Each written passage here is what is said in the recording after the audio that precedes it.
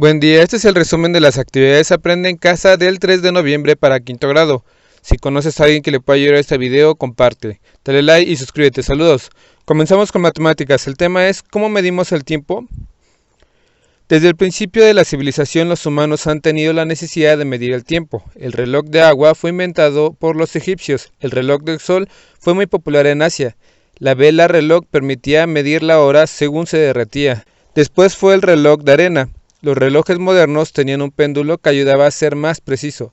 El primer reloj de pulsera fue hecho a petición de la reina de Nápoles en Austria en 1812. En Estados Unidos se inventó un reloj de cuarzo y en 1957 aparecieron los primeros relojes digitales.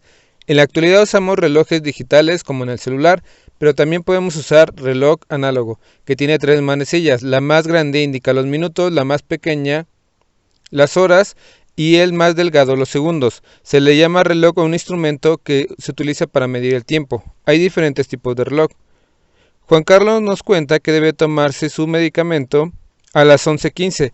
Así indicaríamos en el reloj análogo las 11:15. Recuerda que los minutos van de 5 en 5. También podemos decir que son las 11:15. También podemos escribir 11 horas con 15 minutos. Podemos dividir el reloj en 4 partes y tendríamos un cuarto, un medio y 3/4 de hora. Si faltan 10 minutos para las 11, ¿cuánto tiempo falta para que se tome su medicina? Faltarían 25 minutos. También podemos realizar una resta. 11:15 menos 10:50. Como no se puede restar, vamos a convertir una hora en minutos. Ahora sí podemos restar. Realizamos la resta y nos faltarían 25 minutos. Si el medicamento se toma cada 6 horas, ¿a qué hora le toca su segundo medicamento? Sería a las 17:15, la que sigue a las 23:15 y la que sigue a las 5:15. Tom está tomando un horario de 24 horas del día. ¿Qué pasaría si el medicamento se lo hubiera tomado cada 5 horas con 50 minutos? La primera sería a las 17 con 5 minutos, después a las 22 con 55 minutos y la última a las 4 con 45 minutos. Podemos ir sumando para llegar a los resultados. Recordemos que el reloj tiene un sistema sexagesimal. El reto de hoy es el siguiente. Resuelve los siguientes ejercicios. Salvador salió de la escuela a la hora que indica el reloj de su muñeca y llegó a su casa a la hora que marca el reloj de la derecha. ¿Cuánto tiempo tardó su recorrido? Te invito a realizar el desafío 15 mañana o noche que se encuentra en la página 38 a la 41 de tu libro de desafíos matemáticos. Si tienes dificultades para resolver este desafío, en mi canal hay un video donde se explica el tema. Seguimos con ciencias naturales. El tema es ¿cuáles son las etapas del proceso de reproducción humana? Hoy aprenderás a describir las etapas del proceso de reproducción humana, como es el desarrollo de un bebé. Nos llegó una carta. Nos escribe Ana, que va en quinto grado de primaria. Su mamá le contó sobre su embarazo. Se pusieron muy felices y tuvieron que ir al médico. Y en una de esas visitas les dijo que sería una niña. ¿Pero cómo supo el médico que sería niña? La reproducción es un proceso en el cual se crean nuevos seres humanos, en el que se crean el sexo masculino y femenino. El embarazo inicia con la fecundación, que es la unión de un óvulo con un espermatozoide, lo que marca el inicio de la gestación. Una vez que se da la gestación, el espermatozoide se implanta en el endometrio y se inicia el embarazo. Nos siguen contando, dice que en la panza estaba creciendo mucho y se movía demasiado, y que cuando nació su papá le cortó cuando nació su papá le cortó el cordón. El embarazo se divide en trimestres. En cada uno tiene características específicas. Durante el primer trimestre, durante las primeras semanas, se comienza a formar el nuevo ser humano. En estas semanas se le llama embrión y después se le llamará feto. Durante los 9 meses que dura el embarazo, el feto se alimenta a través del cordón umbilical, que es un cordón que une al feto a la placenta, y después el feto se comienza a mover y mide aproximadamente 17 centímetros. Entre la semana 26 y 27 el feto comienza a ganar peso y comienza a escuchar. A las 18 semanas comienza a responder al exterior. Por eso cuando nace un bebé reconoce la voz de su mamá. Después sigue creciendo. Durante esta semana se puede identificar los movimientos corporales. Al final del último trimestre se prepara para nacer. El parto es el proceso mediante el cual el feto abandona el útero. El parto se divide en 3 etapas: de dilatación, de expulsión y de alumbramiento. Una mujer embarazada requiere muchos cuidados. Es importante asistir a revisiones médicas. El reto de hoy es el siguiente. Escribe una carta en la que describa las etapas del proceso de reproducción humana. que hoy estudiamos. Una vez que tengas lista tu carta, compártanla con una vez que tengan lista su carta, compártanla con su familia, maestro o maestra, para que les ayude a revisarla. Seguimos con lengua materna. El tema es expedición con los murciélagos. Hoy vamos a ver un lugar donde podemos estudiar un tema expositivo. Los textos expositivos tienen la finalidad de informar temas de interés para personas no expertas en el tema. En la página 77 y 78 podemos estudiar el tema. Tom y Ale no quieren visitar a los murciélagos porque les puede aparecer un vampiro que duerme en un ataúd.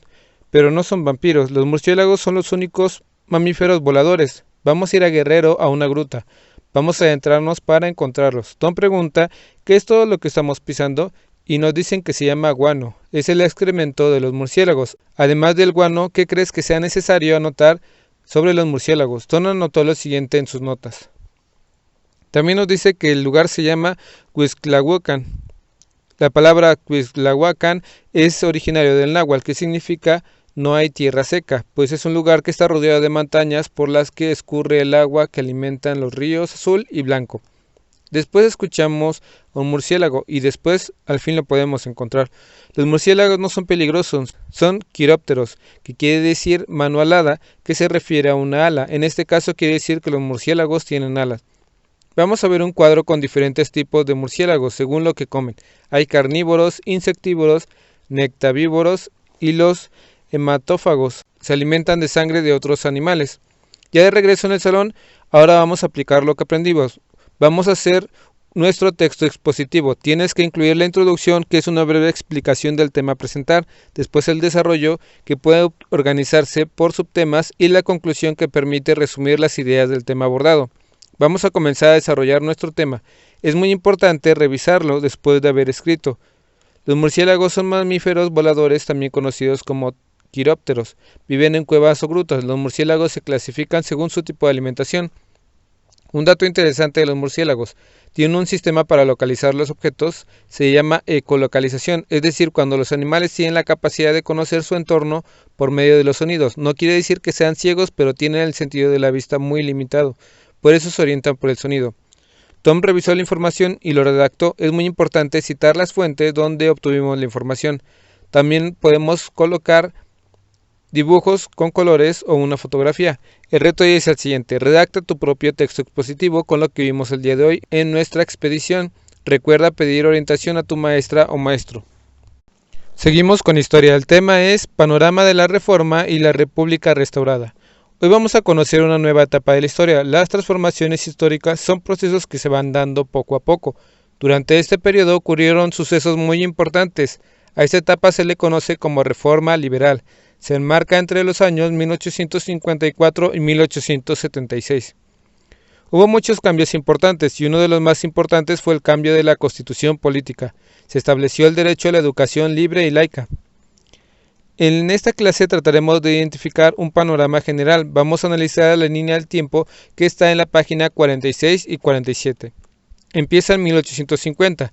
Durante este periodo están enmarcadas diferentes etapas. Después de esta etapa es la intervención francesa. Después de esta etapa es el Segundo Imperio y por último la República Restaurada. ¿Han escuchado hablar de alguna de estas etapas? La venta de mesillas fue un proceso histórico importantísimo.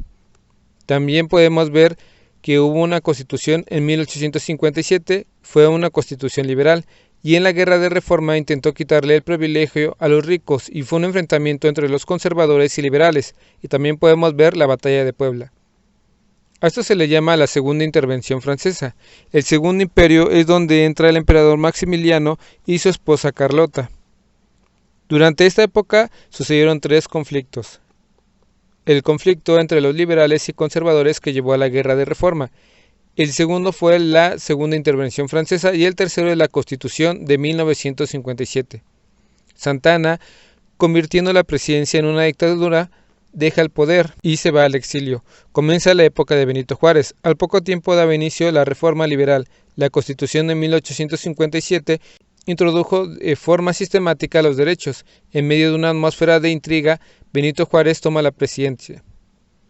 En 1859 comulgó las leyes de reforma, la separación de la Iglesia con el gobierno. El Segundo Imperio llegó a las costas de Veracruz. Al llegar a Puebla, las tropas francesas pierden la batalla.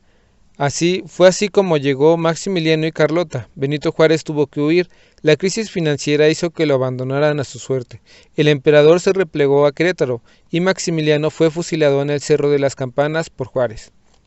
A lo largo de las clases iremos viendo estos acontecimientos más detalladamente. Te recomiendo mucho que vayas tomando nota acerca de los cuales fueron los procesos que están relacionados entre sí. También te invito a que revises las páginas 46 y 47 de tu libro de texto. La línea del tiempo que aparece ahí funciona como un excelente mapa para ubicar los acontecimientos conforme se fueron dando. No dejes de ver las imágenes de la página 48 y 49. Espero que este video te ayude un poco. Saludos.